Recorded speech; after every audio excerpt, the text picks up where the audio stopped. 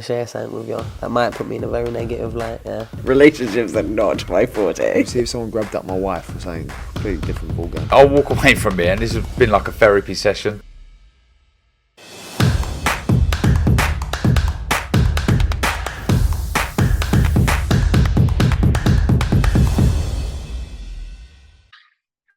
Andrew McCART, IFL TV, proudly sponsored by Everlast, and I'm delighted to have my man Joe Fournier.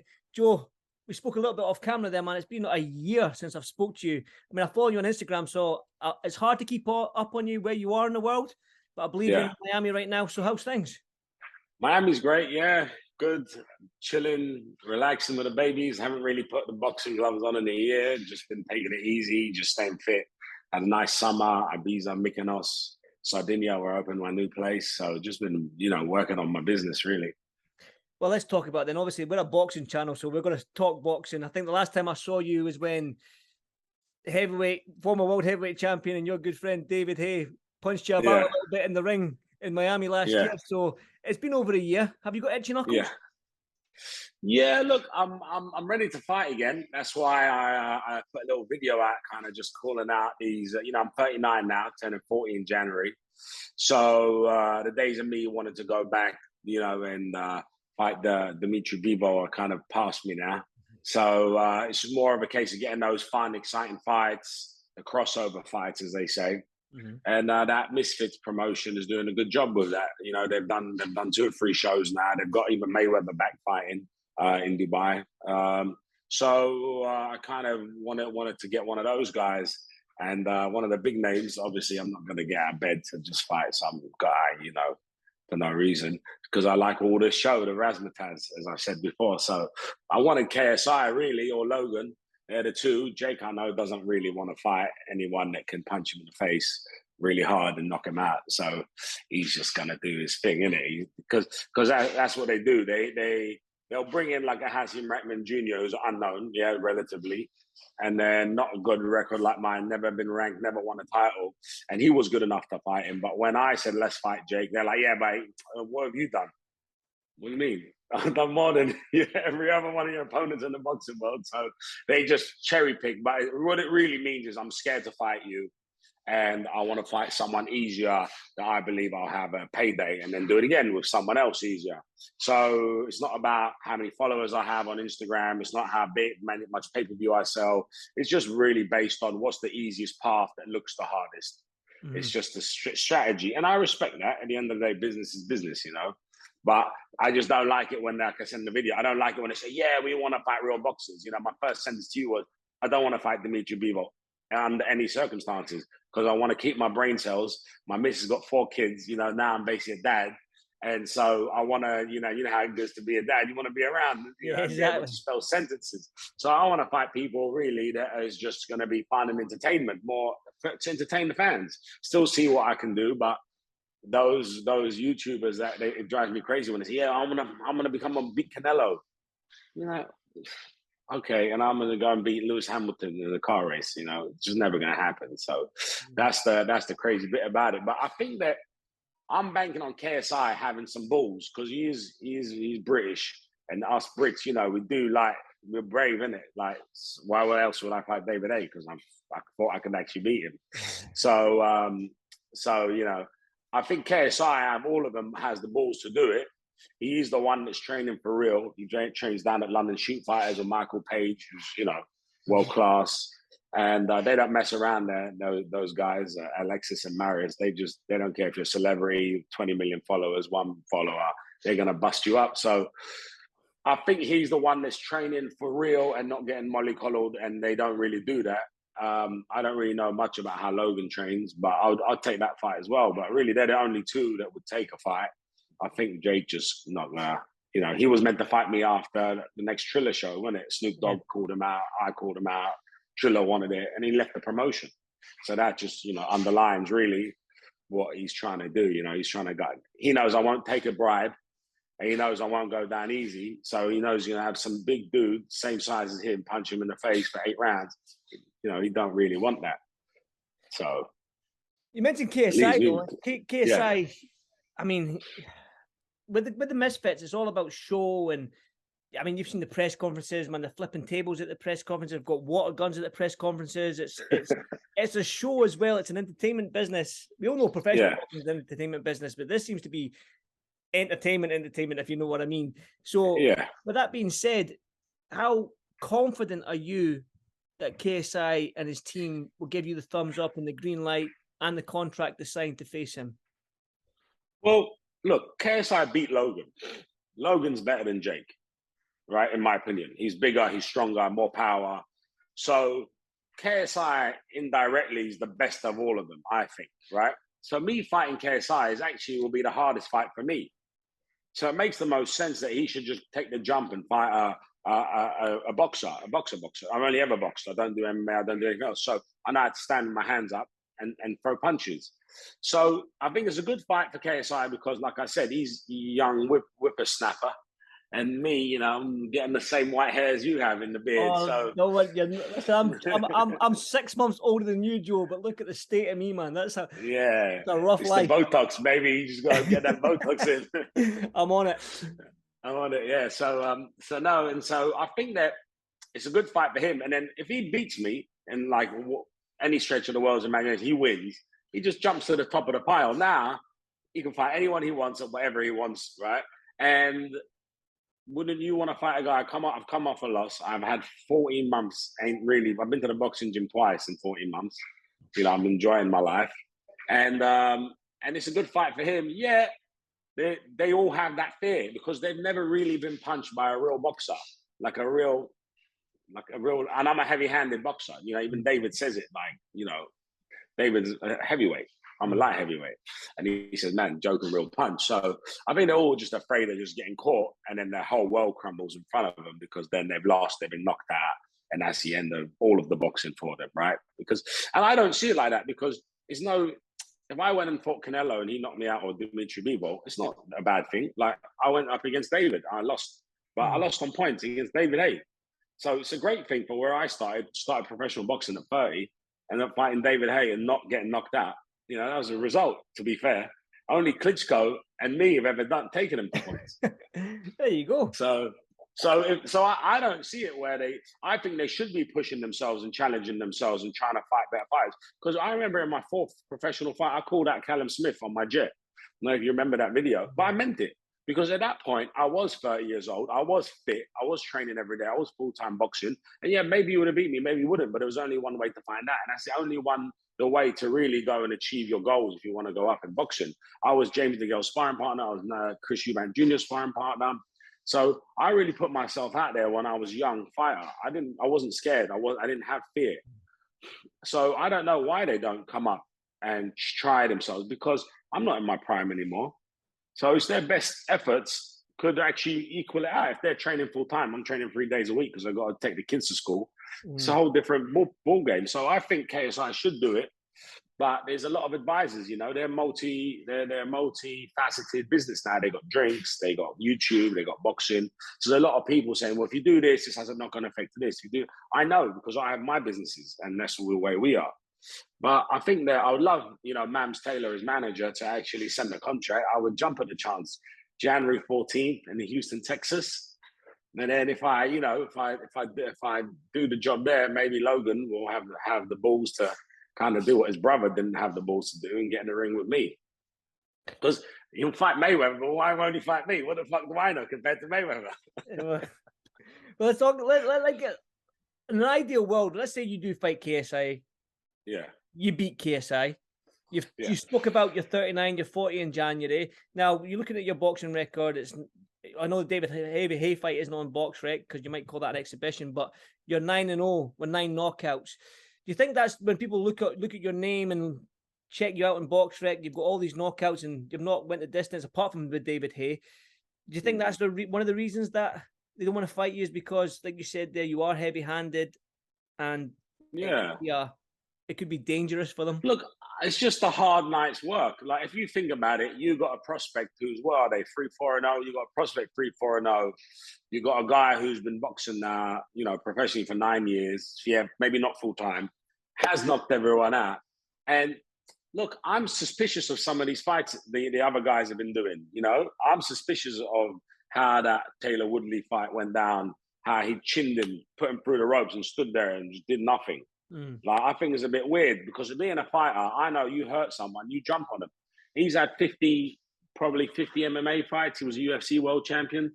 You know, look, put it this way. When Jake wasn't rocked, he weren't scared. He was walking him down, hands down by his hips, yeah? So he obviously didn't think Jake could hurt him in that first fight. And then he chins him and he don't jump on him. Well, if you weren't scared when his hands are up, how about when his hands are down, he's looking like that on the ropes, eyes rolling in the back of his head. So I think that's another factor that they're all exhibition-y kind of these fights, right? So there's a lot of, those fights were weird. That being said, all of Logan's and KSI's certainly been real fights. He's fought guys that he's just better than, and that's what you do. Same thing I did. When I was 1-0, 2-0, I fought guys I was better than. Just get a win, learn, like a journeyman, like everyone does. So I think, it is a risk for them to jump up in quality that fast. But like I said, I ain't fought in 14 months. I don't train full time anymore. And look, I walk around at 205 pounds now. I fight at 175. So I'd have to lose 30 pounds in 3 months to fight KSI. Ain't boxed in 14 months and just come off a loss. So if you're ever going to beat a good fighter, that's how you beat him. You make him, diet like hell. I'm in Miami, so it's not the best for having no distractions. And I can get easily distracted. Oh, I've been to Miami a few times. So I know what you're talking about, Joe. Yeah, I think after the fight, I took all the ring girls out. So and I still got my business in Tulum. It's slammed December, so I'll be in Tulum in the jungle in Mexico with all my clubs and beach clubs open. So I'll be down there looking after that. So I won't really train like it's full time. I wouldn't be able to because I make too much money doing the other thing. So it's a great fight, actually, if you look at it, if you break down the details. But do they have the balls to do it? Because he put a vote on his Twitter, and he said, "Who should I fight next? Joe Fournier, Tyrone Woodley, or Nate Diaz?" Did you see it? I think I've seen it. Yeah, I didn't see the result though. I did see the result. I got 52% of the whole vote. They reposted it.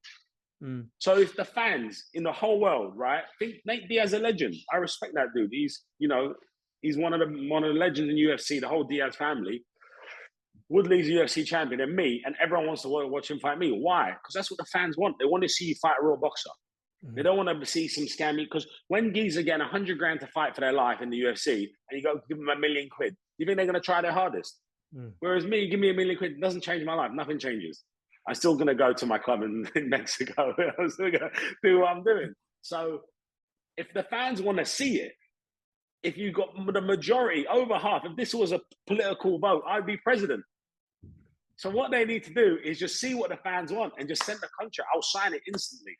I'll do whatever stipulations. Like for me, I'd want to fight a cruiserweight. Well, I don't want to lose 35 pounds. But if they say lose 35 pounds, I'll lose 35 pounds. No problem. I'll do whatever they want to do. If they want to, it's for me. It's like if I put my mind to it, I'm going to do it. I want the fight. I really believe that the crossover, what they're doing as a promotion, is super smart. I believe they're making money. They're on DAZN now, which is a big platform. And Mams Taylor's no mug. He was he's a good businessman, the manager. They've got Sal in there that knows boxing, so they've got the right setup. They've done it the right way. So yeah, I'd love to take it, but will they have the balls to send the contract? Because they know it's going to come back super fast. Just the signature with bells on it, just the signature with bells. First class delivery. Listen, you beat KSI. Where do you go from there? Then do you retire and that's it, done? Your boxing career's over with, or do you think, you know what, I enjoyed that? Let me see about Logan Paul, or do you just think KSI and done? Look, I feel fit. I feel strong. I've said that. So I wouldn't mind. Like, if I don't beat KSI convincingly, doing it again, just to prove a point. And if I do beat him convincingly, then go on to Logan, and then you're in the mix, isn't it? Then if you beat KSI Logan, then Jake has to take the fight, doesn't he?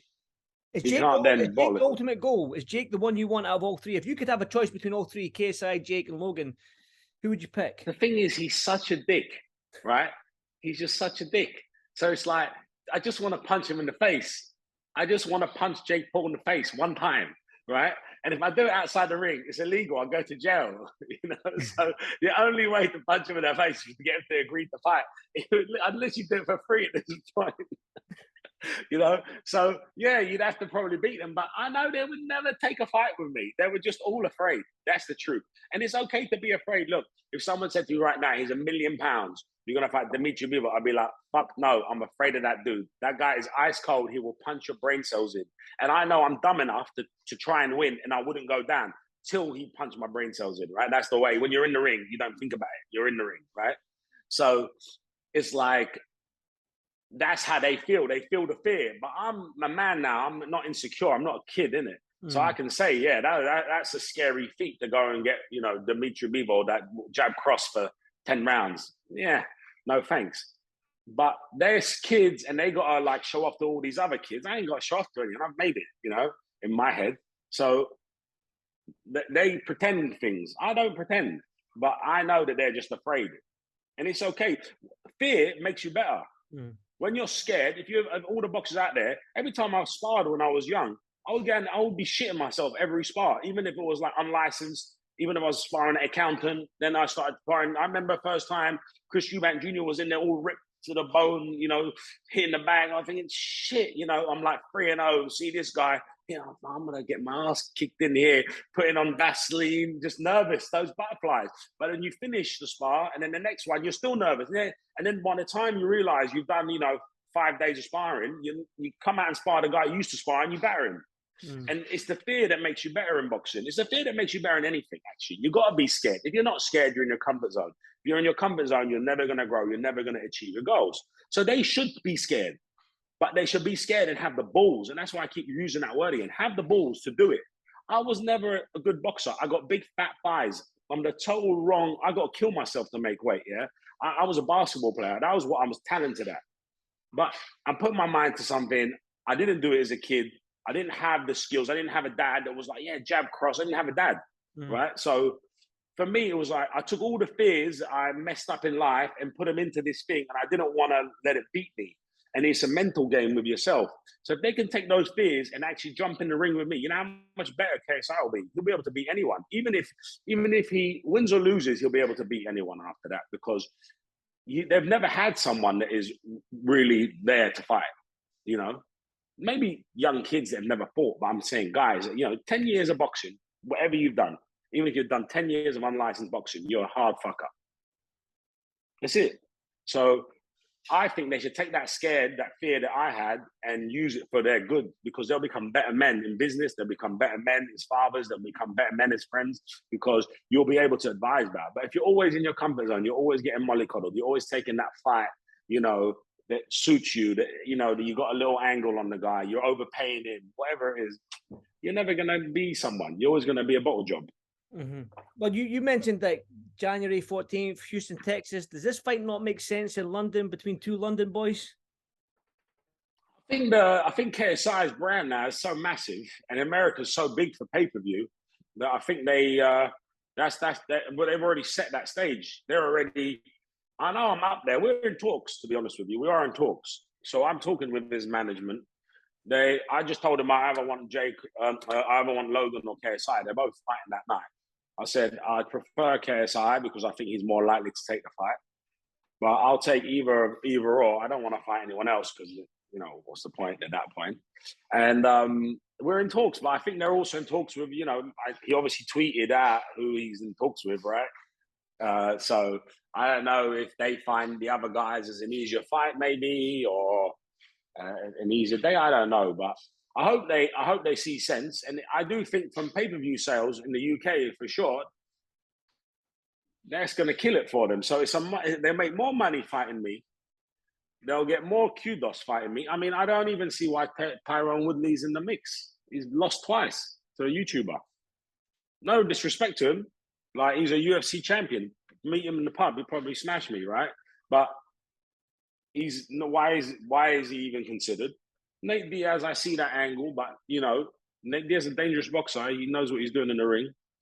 And I don't think that will sell pay-per-view wise in the UK like it would do with me, because, you know, the British fans know me. So I hope they see it. I hope they do it. I'm kind of semi-started training. I went for a jog yesterday.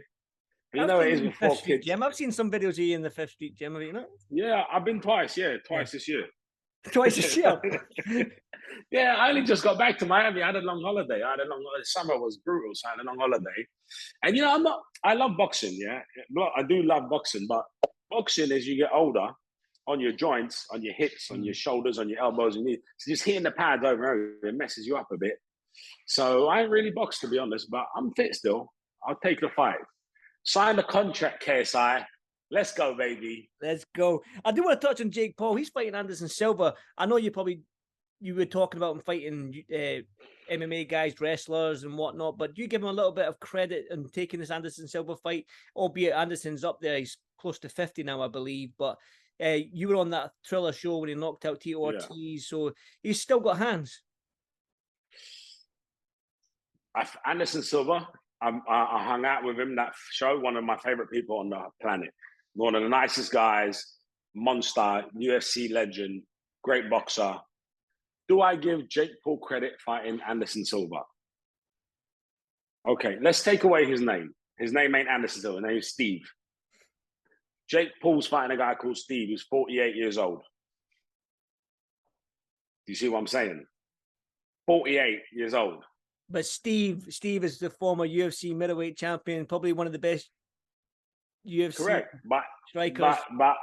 Right.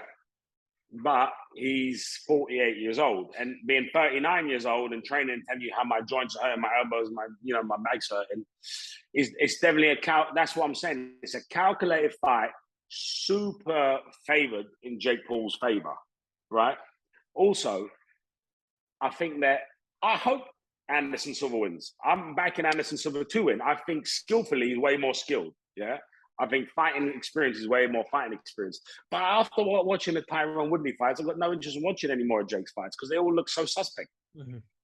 You know what I mean? Like, it just all looks so suspect. Like, it's not entertaining to me because it's kind of like that Ben Askren thing was weird, and then you follow up with another weird one, and then I'm not even going to watch it. I don't until you tell me someone Irish like that is a boxer, that is hungry, that is ready to go fighting.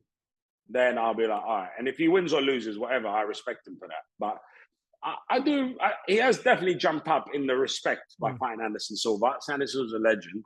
I'm not trying to say anything bad about the bout.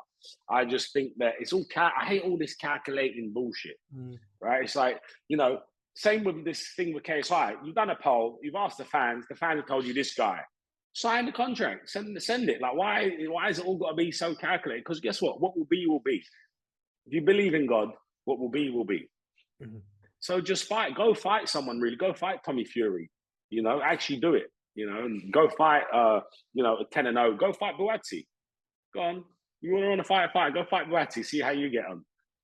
Call Buatsi, call me. Say, let's fight. I say, no, thanks. But I'm not saying I want to fight real fighters. I want to just bust up all these YouTubers. There you go, Joe. I'm a YouTuber, man, so I'm just going to keep my mouth shut. In case you call me out. I like it. I think what they're doing is genius. Yeah.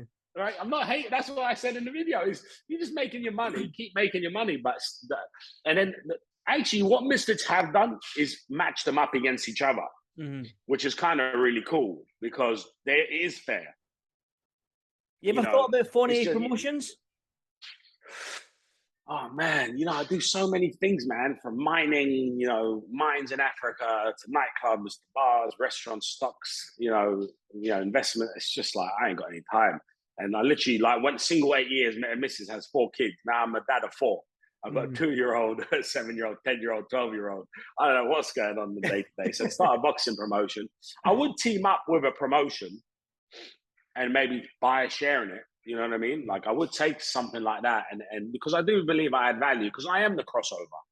I went from businessman to boxer, so I'm the living, standing crossover. But I didn't. The OG. If I was 30 now, it'd be a real problem for everyone. But I did do it, but what I did was actually try to do it the right way. I did fights, some shit journey, but of course I did. Yeah, but so did Mike Tyson. What does that mean? You know what I mean? But when you go on to fight, my third fight, Bella Juhas, it was like 15-8. I was like, 1-0 or 2-0 at the O2 Arena in front of 20,000 people. You need balls to take that fight. You know, the guy just come off 4 wins. If they fight those types of guys, I'd be like, all right, fair enough. But I think I think he wants to fight me, actually. I think he, deep down in his heart, wants to fight me. I think he will sign the contract. I have belief in him that he will do it, because he's a Brit, and you know, we're like brave. Like I said, he'll want to do it. He won't bottle out. If anyone will do it, it's going to be me against KSI. And watch how quickly, just by fighting me, he'll jump the whole ladder and he'll be everyone's daddy. If he even just fight, even if he loses, he just fights me, he'll be everyone's daddy, because he'll be the only one that really went and fought a guy that we all recognize, besides Jake Anderson Silva, who's a legend in the UFC.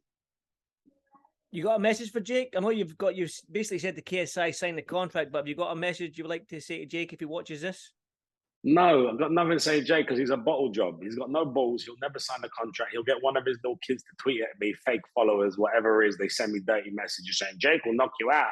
You're shit. Da, da, da. That's all he does. His little promotion company run by an 8-year-old goes and sends me messages online. I'm like, fuck off, mate. I've got better things to do. I'm calling my lawyer to go and buy a fucking hotel. What are you doing, silly prick? So, I got nothing to say to Jake. No, I don't even have any interest in him.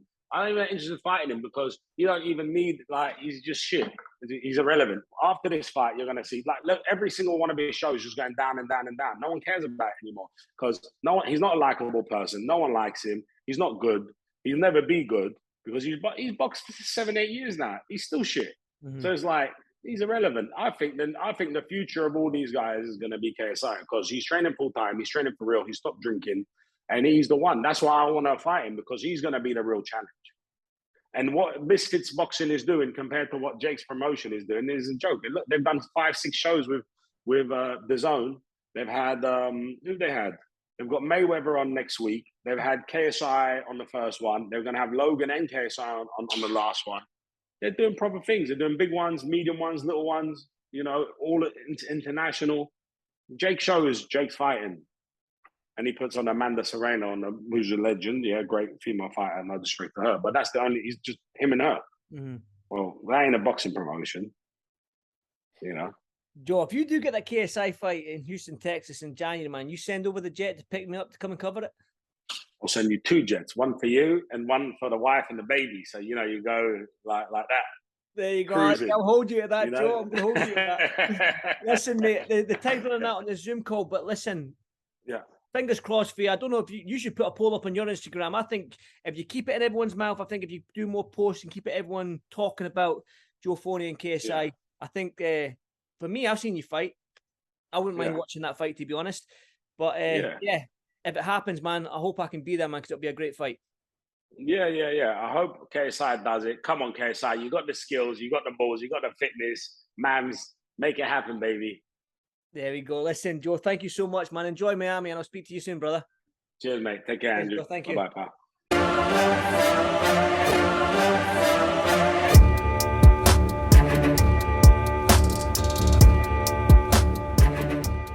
I'm going to share something with you. That might put me in a very negative light, yeah. Relationships are not my forte. See if someone grabbed up my wife or something, completely different ballgame. I'll walk away from it, and this has been like a therapy session.